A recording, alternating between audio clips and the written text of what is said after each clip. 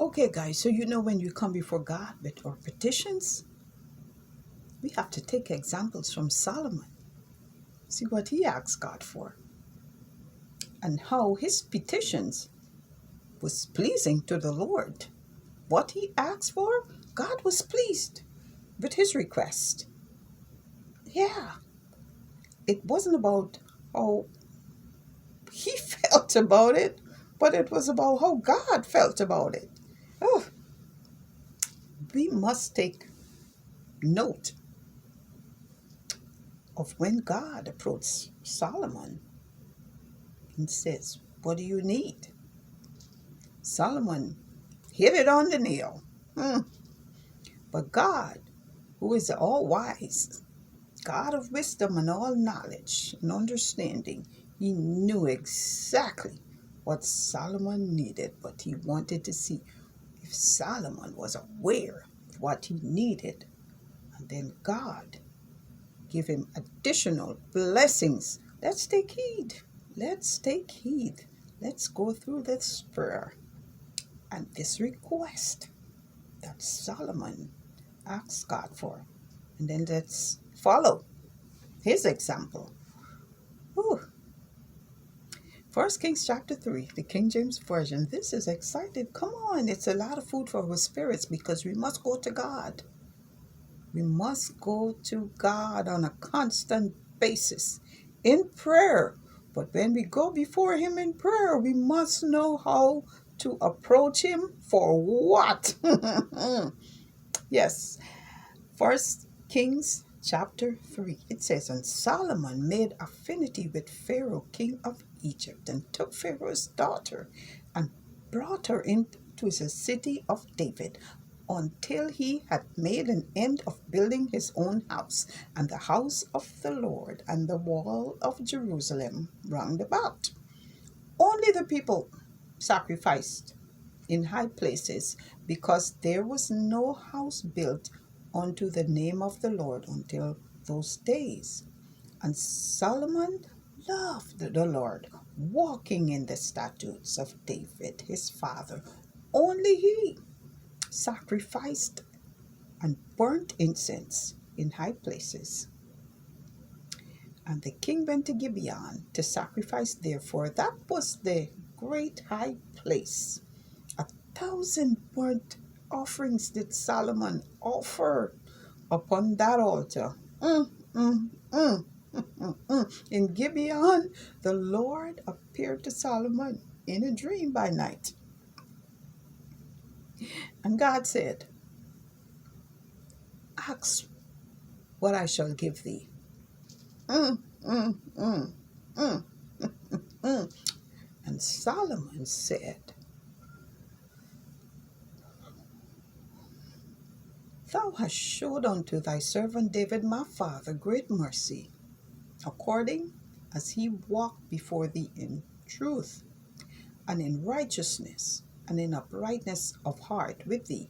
And thou hast kept for him this great kindness, that thou hast given him a son to sit on his throne as it is this day.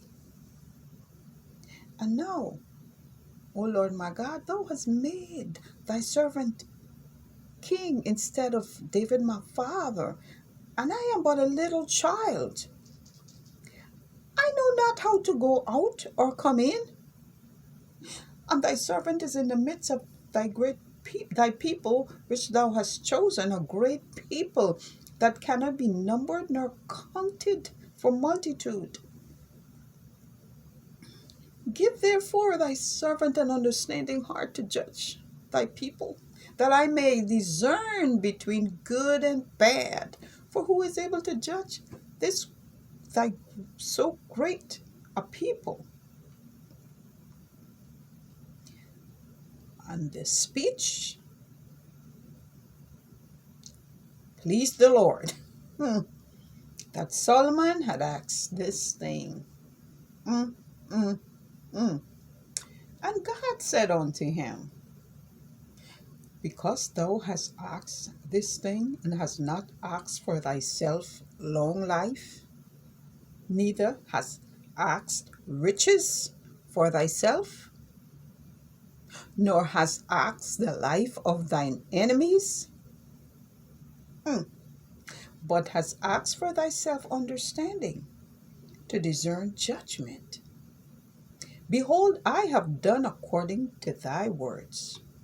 Lo, I have given thee a wise and understanding heart, so that there was none like thee before thee, neither after thee shall any arise like unto thee.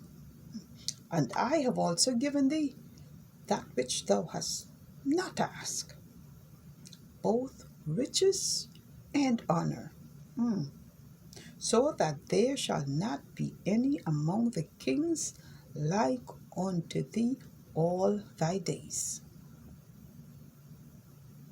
And if thou wilt walk in my ways, to keep my statutes and my commandments as thy father David did walk, then I will lengthen thy days. Mm, mm, mm. And Solomon awoke, and behold, it was a dream. And he came to Jerusalem and stood before the ark of the covenant of the Lord, and offered up burnt offerings and offered peace offerings, and made a feast to all his servants. Then came there two women that were harlots unto the king, and stood before him. And the one woman said, O my Lord, I and this woman dwell in one house, and I was delivered of a child with her in the house. And it came to pass the third day after that I was delivered, that this woman was delivered also. And we were together. There was no stranger with us in the house, save we two in the house. And this woman's child died in the night, because she overlaid it. And she arose at midnight and took my son from beside me, while thine handmaid slept, and laid it in her bosom, and laid her dead child in my bosom. And when I arose in the morning to give my child suck, behold, it was dead. But when I had considered it in the morning, behold, it was not my son, which I did bear. And the other woman said, Nay, but the living is my son, and the dead is thy son. And this said, No, but the dead is thy son, and the living is my son. Thus they spake before the king.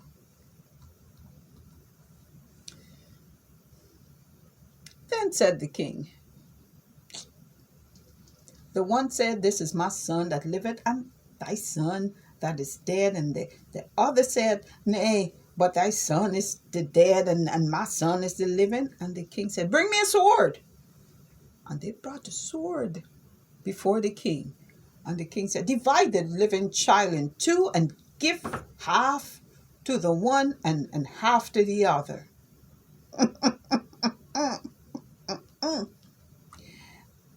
Then spake the woman whose the living child was unto the king, for her bowels yearned upon her son. And she said, O my lord, give her the living child, and in no wise slay it.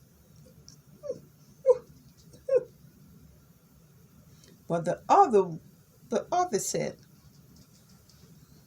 Let it be neither mine nor thine, but divide it.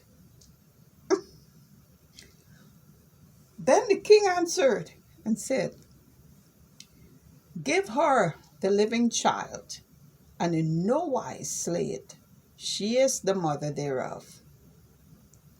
And all Israel heard of the judgment which the king had judged. And they feared the king, for they saw that the wisdom of God was in him to do judgment. Thus ends the reading of 1 Kings chapter 3. Wonderful. wonderful Solomon. He has performed his first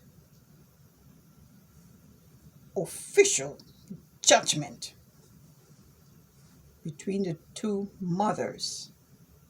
Yeah, what mother does not have a heart for her son unless the child is dead?